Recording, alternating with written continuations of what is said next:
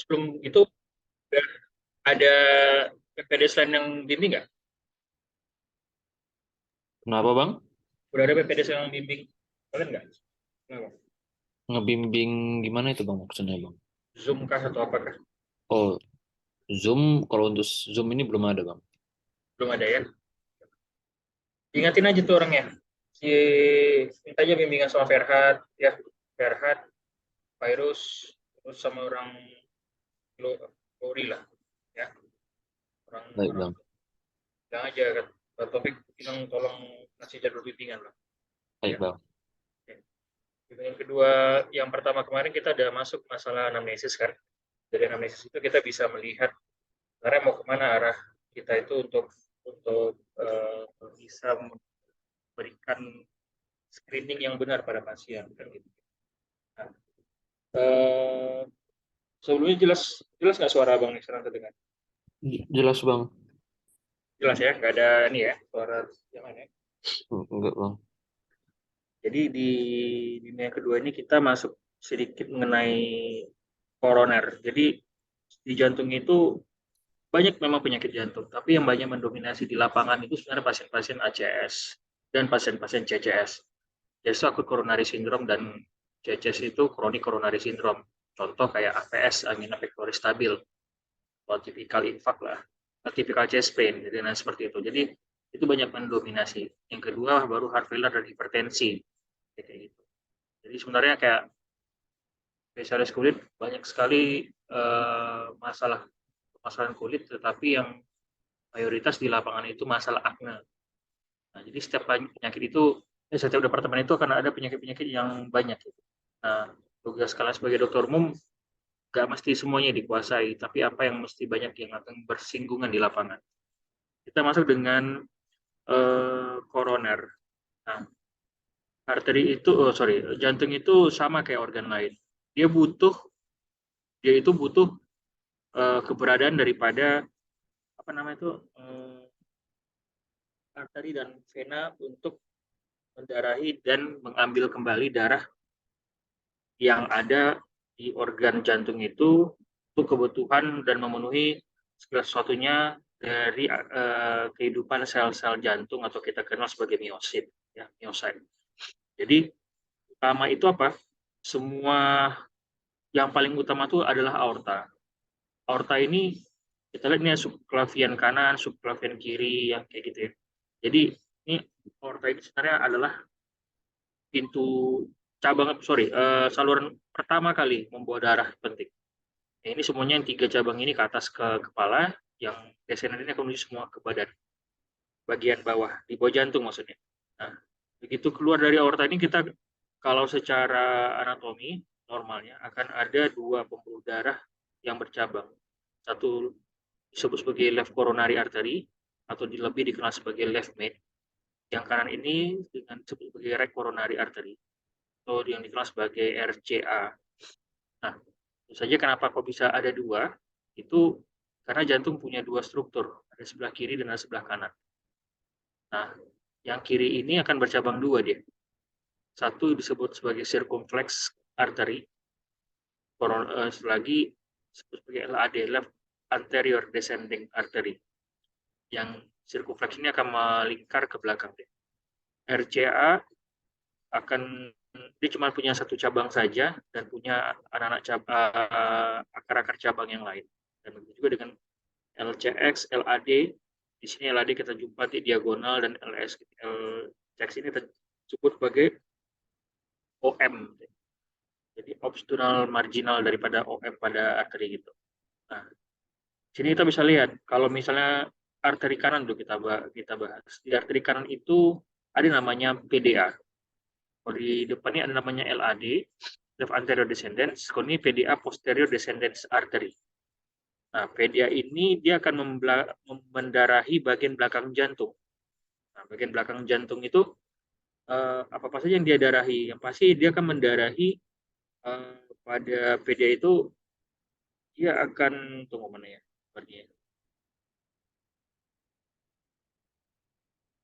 Dia akan mendarahi seperti adanya RV, posterior RV dan posterior daripada LV. Nah, itu yang akan didarahinya. Samping itu juga pada coronary artery ini akan mendarahi yang namanya reg atrium. Nah, ini kan left anterior, ini RAA nih, appendage, reg atrium appendage. Appendage yang membungkus RA sendiri. Nah, reg coronary artery ini akan mendarahi reg atriumnya pasti. Dan left LCX ini akan mendarahi LA yang sudah pasti. Ada namanya akut marginal. Nah, akut marginal yang mana? Ini di akut marginal itu. Sebenarnya yang ini bukan reg posterior descending artery, dia itu ke belakang dia. Ini RV branch sebenarnya. Salah nih itu namanya. Jadi di akut marginal artery itu, sini akan memasuk darah ke atrium kanan dan juga ventrikal kanan. Dan juga SA node yang posisinya adalah di sini kurang lebih. Dan juga AV node di sini. Dia akan dipasok perdarahannya oleh dari akut marginal itu sendiri. Nah, kemudian yang PDA itu adalah yang di bagian belakang nanti deh. Belakang sini itu yang mendarahi dari posterior LV dan posterior daripada RV. Kemudian apalagi ada arteri koroner kiri itu yang dibagi dua, ada LCX dan LAD. LAD ini dia mendarahi anterior daripada RV dan anterior daripada LV, tapi lebih banyak mayoritasnya pada LV. Dan dia juga mendarahi interventricular septum. Jadi IVS juga didarahi yang LAD itu, yang otot antara ventrikel kiri dan ventrikel kanan itu juga disebut otot jantung juga, itu didarahi kalau bagian depannya anterior oleh LAD, kalau di bagian belakangnya oleh PDA. Jadi oleh bagian belakang itu akan didarahi sama PDA. Kalau bagian depan itu akan didarahi oleh LAD. Nah, dari tiga pembuluh darah ini, RCA, LAD, dan LCX, yang sangat-sangat penting sekali, bukan berarti yang lain tidak penting, yang sangat-sangat penting itu adalah LAD. Makanya seperti ischemia anterior, anteroseptal, anterolateral, anteroextensif, yang kita khawatirkan ini terjadi gangguan pada LAD, total obstruksi. Kenapa? Karena dia langsung arahnya itu ke LV, ke apex. Kalau sempat tidak ada aliran ke apex, akan mulailah terbentuk myocardial injury. Myocardial injury yang berlama-lama akan menjadi myocardial infarct. Sesuatu yang sudah mati, otot sel ataupun otot jantung ataupun otot apapun, itu tidak akan bisa beregenerasi dengan baik. Nah, khusus di jantung tidak akan ada proses reversibel kalau sudah terjadi kematian otot.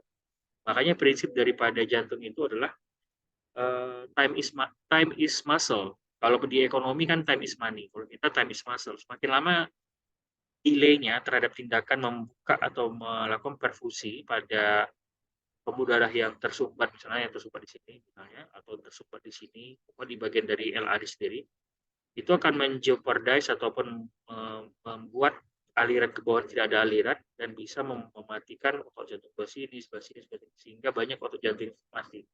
Satu otot jantung yang sudah mati, otomatis gerakannya bisa hipokinesia, kalau mungkin masih banyak, ada beberapa lagi yang masih hidup, atau akinesia, nggak ada bergerak sama sekali. Walhasil, left ventricle ejeksi fraksi, itu kemampuan otot ventricle untuk memompakan jantung itu bisa terjun bebas. Kalau udah terjun bebas, gampang sekali pasien untuk heart failure, bahkan untuk akut heart failure. Kalau pasien sudah akut heart failure yang berat, kemungkinan kematian itu bisa tinggi. Nah, itu makanya harus segera dilakukan perfusi ataupun membuka sumbatan pada pembuluh darah yang tersumbat, terutama kalau kejadian pada stemia anterior. Nah, situ dia. Kalau LCX ini akan berputar ke belakang, dia akan mendarahi LAD sendiri. Ya. Kemudian pembuluh darah itu sendiri, yang ini kita lihat nih posterior yang ini posterior daripada rekoronari yang PDA-nya ke belakang. Nah, itu juga di samping kita membahas arteri, kadang yang sedikit terlupakan dan banyak terlupakan adalah venanya. Kalau arteri itu sesuatu disebut dengan arteri adalah pembuluh darah yang membawa darah menjauhi jantung. Kalau vena, dan dia kayak oksigen. Vena itu pembuluh darah yang menuju jantung yang kaya dengan CO2. Tapi tidak semua arteri kayak O2. terutama itu kayak pulmonal artery. Pulmonal artery itu dia membawa darah dari RV menuju ke paru-paru yang kaya dengan CO2. Tapi konsepnya adalah arteri itu adalah pembuluh darah yang menjauhi jantung, sedangkan vena itu adalah pembuluh darah yang menuju jantung. Nah, di belakang ini kita bisa melihat sini adalah sinus coronarius. Coronarius ini dia akan bermuara ke RA, bermuara di rek atrium sini. Nah, kenapa dia bermuara ke sini? Dia akan membawa sisa-sisa metabolisme yang darah-darah deoksigenasi daripada otot-otot jantung yang sudah diantarkan oleh masing-masing arterinya, yaitu CX, LAD, dan RCA sendiri dengan masing-masing cabangnya, gitu kan. Dia akan kembali dengan vena-vena yang berdekatan di situ. Nah, ada namanya ini disebut sebagai small cardiac vein, di sini disebut juga great cardiac vein, ya, vein itu vena ya. Ini merupakan coronary sinusnya, ini adalah middle cardiac vein, dan ini posterior cardiac vein. Ya. Dia akan bermuara semuanya ke sinus coronarius. Di sinus coronarius ini seperti satu jalur menuju right atrium. Di situ dia akan membawa darah yang banyak oksigen, banyak CO2 menuju right atrium. Kalau dari bagian bawah tubuh, ini kan IVC nih, ini SVC, ini SVC, ini IVC. Kalau dari bagian bawah tubuh sudah pasti dia akan menuju superior vena cava, dan bagian tersebut sudah pasti menuju superior vena cava dan menuju right atrium. Tapi kalau dari pada ini, gimana dia menuju ke bawah dan menuju dari atas? Kan dia adalah tersendiri organnya. Dia akan langsung masuk ke rek atrium dari coronary sinus. Terkhusus untuk seperti great cardiac vein, posterior vein, middle cardiac vein, ya, small cardiac vein, seperti itu. Dan hanya anterior cardiac vein di bagian anterior sini ya, di sini nanti ada anterior cardiac vein sini. Dia tidak bermuara ke sinus coronarius. Dia langsung bawa darah nanti masuk sendiri ke rek atrium. Jadi terkhusus untuk anterior vena, coronary vena, karena ada posterior cardiac vein, dan ini anterior cardiac vein. Terkhusus untuk anterior cardiac vein, dia langsung membawa darah menuju ke RA, tanpa melewati lagi sinus coronarius. Nah, apa disebut dengan CHD? CHD itu bisa, sebenarnya istilah CHD itu ada yang memanjangkan sebagai coronary heart disease, tapi kalau pada pasien pediatrik kardiologi kita sebut sebagai congenital heart disease. Nah, kita kan nggak cerita congenital nih, kita ceritanya adalah penyakit jantung disebut koroner, yaitu coronary heart disease. Nah, di sini nih kita sebut sebagai adanya kondisi di mana arteri koroner yang tersumbat dapat menyebabkan infak miokard. Jadi sebelum infak itu injury dulu. Jadi kalau kita ikat ujung jari kita dengan karet ya, ada beberapa karet gitu, dia akan mulai terasa sakit dan mulai agak sedikit membiru. Nah, itu masih injury. Tapi kalau sudah menghitam, kita ikat misalnya agak berhari-hari menghitam ujung jari kita, itu berarti sudah infak, sudah terjadi kematian jaringan di ujung itu. Nah, otomatis mau nggak mau harus diamputasi. Jadi sebelum terjadi infak akan ada periode namanya injury, ya. Nah, kalau sudah infak miokard, ya pasti mengancam jiwa. Baik dia terjadi di kanan, baik dia terjadi di sebelah kiri, ataupun terjadi di bagian depan, anterior, itu ada bagian LAD, LV sendiri, atau di udara LAD, itu akan mengancam jiwa. Kenapa? Dia akan berpengaruh terhadap kinerja daripada jantung. Nah, itu yang kita sebut sebagai serangan jantung. Apa yang bisa menyebabkan jantung koroner? Nah, itulah yang kemarin di faktor risiko PJK. Laki-laki di atas usia 45 tahun, dan perempuan di atas usia 55 tahun. Perempuan mungkin terkhususnya dengan menopausnya nanti. Nah, yang global yang lain apa? Hipertensi kah? Diabetes kah? Kemudian apa lagi? Misalnya dengan dia merokok kah? Kan? Kemudian sedentary life kah? Bahkan obesity juga sudah termasuk sebagai faktor risiko. Epidemia, rokok, nah itu semua. Sehingga itulah yang menjadi faktor risiko penentu seseorang terkena nantinya jantung koroner kemudian hari. Nah, penyumbatan yang paling umum itu apa? Ya pasti proses aterosklerosis. Ya. Aterosklerosis itu hal yang sudah nggak asing lah bagi semua calon dokter ataupun yang kalian yang sudah melatih preklinik sudah nggak asing dengan kata-kata aterosklerosis. Aterosklerosis itu bukan hanya milik jantung, ya. koroner. Dia bisa terjadi di mana-mana pembuluh darah. Karena dari ujung kaki sampai ujung kepala, pembuluh darah itu sama anatominya, sama sekali. Semuanya sama. Gak ada pembuluh darah jantung itu dia pembuluh darahnya terkhusus sendiri dengan struktur yang sangat berbeda dengan pembuluh darah jantung, pembuluh darah organ lain. Enggak, semuanya sama. Artinya aterosklerosis itu bisa terjadi pada semua pembuluh darah arteri. Dan kalau pada koroner, ya aterosklerosis pada coronary heart disease. Itu disebut coronary heart disease. Dan itu terjadi penumpukan lemak di pembuluh darah itu sendiri. Lama-kelamaan akan merubah diameter dalam pada pembuluh darah sehingga darah tidak lagi oke untuk mengalir dari pangkal menuju distal. Nah, ada dua prosedur umum untuk mengobati dari penyakit jantung koroner dan mengembalikan suplai darah normal ke jantung. Pasti yang satu itu dengan proses namanya angioplasti. Kita kenal sebagai angiografi, ya. Kalau nanti sudah ada siapa yang stase di Cath Lab sekarang? Yang stase Cath Lab siapa koasnya? Stase Cat Lab. Hasin berurusan dari Cat Lab, Bang. Oh ya, saya kemarin Cath Lab sama siapa yang cewek tuh? Grestia, Bang. Grestia yang pendek kan. Nah, udah ngelihat si Roni apa? Kita kan PAC kemarin. PAC itu perkutanis angiografi. Udah lihat. Kemarin nggak terlihat, Bang.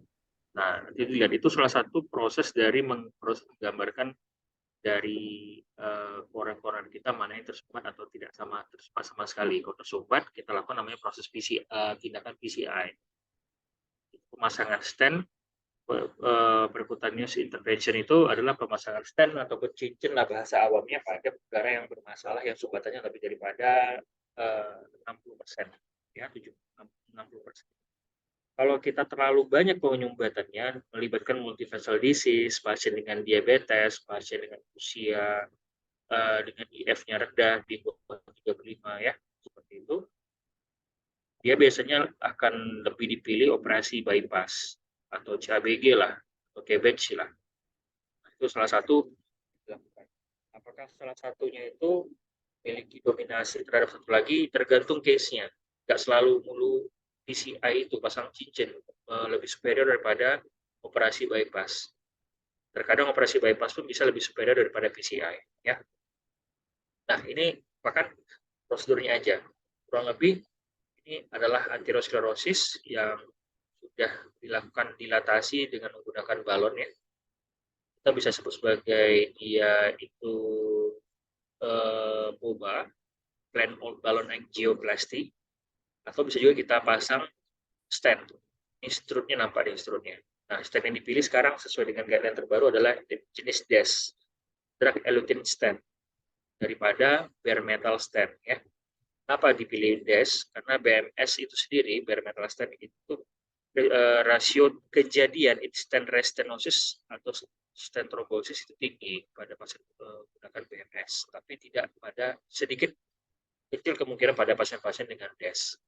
Nah, kemudian ini adalah proses daripada bypass.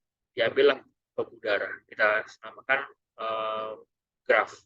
Graft itu kita ambil biasanya dari pembuluh darah di kaki pada pasien kiri atau kanan yang bagus ataupun bisa pembuluh darah arteri radial pada pasien. Jadi, melakukan sambungan daripada aorta ya. Pasang ini kan ada ini RCA keluar sini, LAD tadi. Pasang satu lagi dengan teknikal dari bedah torak kardiovaskular. Saya sumbatannya di sini. Di sini mungkin target vesselnya. Nah, dipasanglah jalur. Ini seperti flyover. Kalau kalian flyover sini kan yang paling gampang dari ada Malik kan tuh flyover yang dijamin ginting. Nah, padahal kan apa sih manfaat flyover itu untuk mengurangi kemacetan ataupun hambatan pada saat berpengguna. Kita sudah pasti ada hambatan. Dan udara nggak akan mungkin ngalir kalau hambatan ini nggak dibuka ataupun dibikin jalur baru. Inilah jalur baru yang dibikin oleh orang kardiovaskular surgeon untuk bisa mengarahkan sini. Mungkin di sini masih agak-agak bagus, nggak ada masalah, cuma di sini aja total obstruksi. Nah, itulah yang dilakukan ya. Jadi dicangkok lah, graf itu mencangkok udara, vena, makanya di kaki pasien ataupun arteri radial. dia bisa juga misalnya kalau kita ke LCX atau apa, dia ngambil dari 5 itu left intramamary artery. Jadi sebelah kiri itu nanti coba cari pembuluh darah 5 itu yang mana. Nah, ini yang kita lakukan ini tambahannya. Penting sekali kita untuk menguasai EKG, penamaan EKG, karena dia berhubungan langsung dengan sedikit banyaknya pembuluh darah mana yang akan kena. Ya, pembuluh darah yang mana yang akan kena. Contoh, misalnya kita dapatkan ST elevasi, ada 1 AVL, berarti high lateral. Berarti kemungkinan kena adalah pembuluh darah LCX. Lateral itu kan LCX.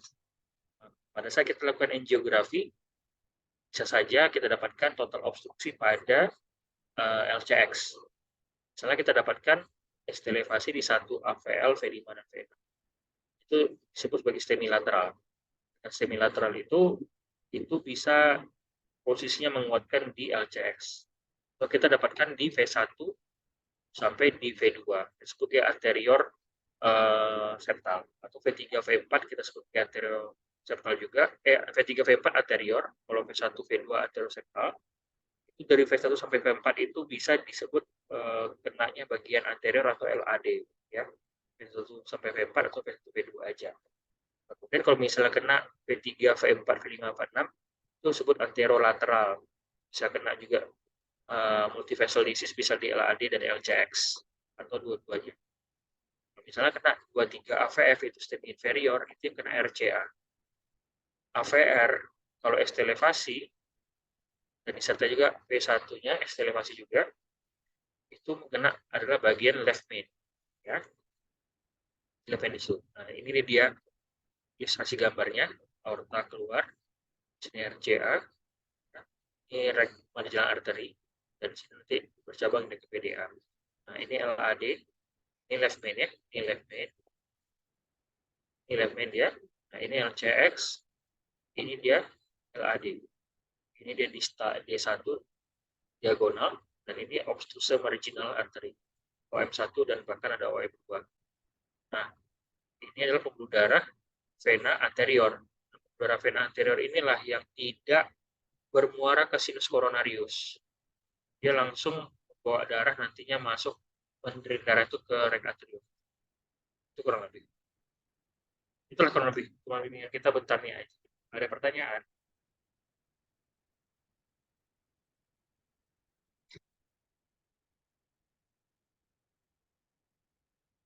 Izin bertanya Bang, Ya, apa itu? berarti kalau misalnya pakai bypass, berarti grafnya itu kemana ya Bang? Kalau tergantung, kalau misalnya kita pengen graf di RCA, ya berarti grafnya kita bikin ke sini. Dibikin oleh dokter torak kardiovaskular atau BTKV, dokter Dodi atau dokter Ayu kan, dokter Mas Rial kan, ke sini. Atau dokter apa tuh lagi lupa Bang. Nah, kalau misalnya butuhnya ke LAD begini. Kalau misalnya di LCX, diambil dari 5. 5 itu left intramamary anterior. Nah, diambil nanti jalurnya di situ. Dan pembuluh darah ini adalah pembuluh darah pasien. Nggak bisa kita pakai pembuluh darah sintetik atau pembuluh darah orang lain, nggak bisa. Jadi makanya pada pasien bypass coba tengok. Samping dia bypass, coba tengok kakinya kiri atau kanan. Itu pasti akan dibalut dengan perban, karena dokter bedah jantungnya juga. Kan dia tim itu, ada yang melakukan torakostomi, ada yang mengambil graf vennya. Nah, yang ambil graf ven itu pada kaki pasien, dari sana diambil, dicangkok lah dia. Nggak bisa kita mencangkok dari orang lain. Karena kalau nggak salah Bang dulu ya, cangkok kulit sama cangkok udara itu bisa, kalau nggak dari orang yang bersangkutan langsung, itu human leukocyte antibody-nya, HLA-nya itu beda sekali kalau dari orang lain. Dan bisa menimbulkan reaksi inflamasi hebat nanti. Jadi ibaratnya gagal cangkok. Jadi ibaratnya gini, mungkin udah pernah tahu kali HLA, human leukocyte antibody. Nggak semua orang yang butuh seperti cangkok jantung gitu. Misalnya si A butuh cangkok jantung, si B mau mendonor, pasang gitu terus si A hidup enggak. Jadi harus dicek kedua HLA-nya mirip apa enggak. Makanya di Amerika itu kalau kita mendaftar untuk dapat donor jantung, misalnya kita nomor 15 misalnya, nomor 1 sudah ada nih.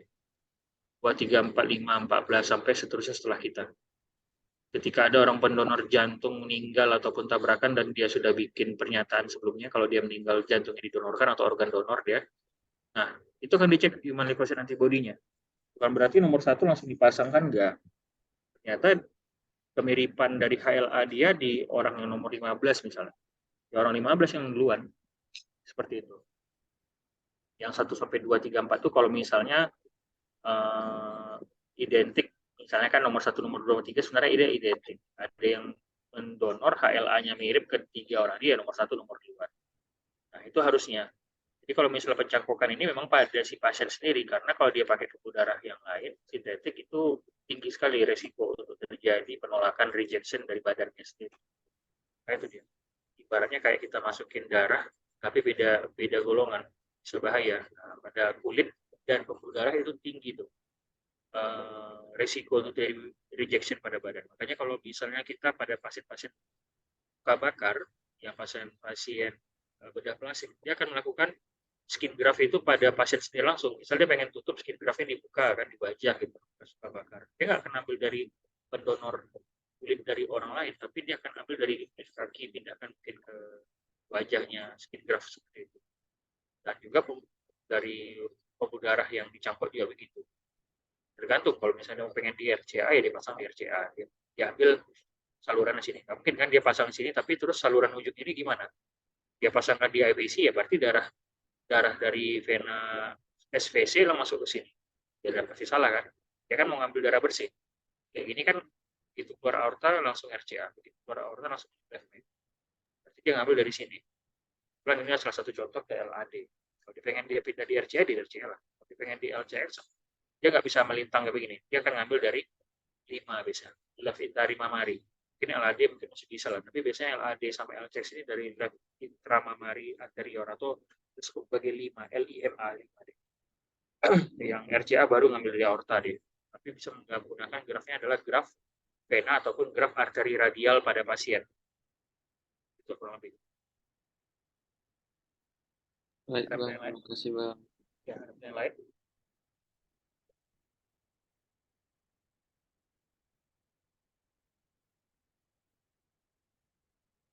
Yang lain ada pertanyaan?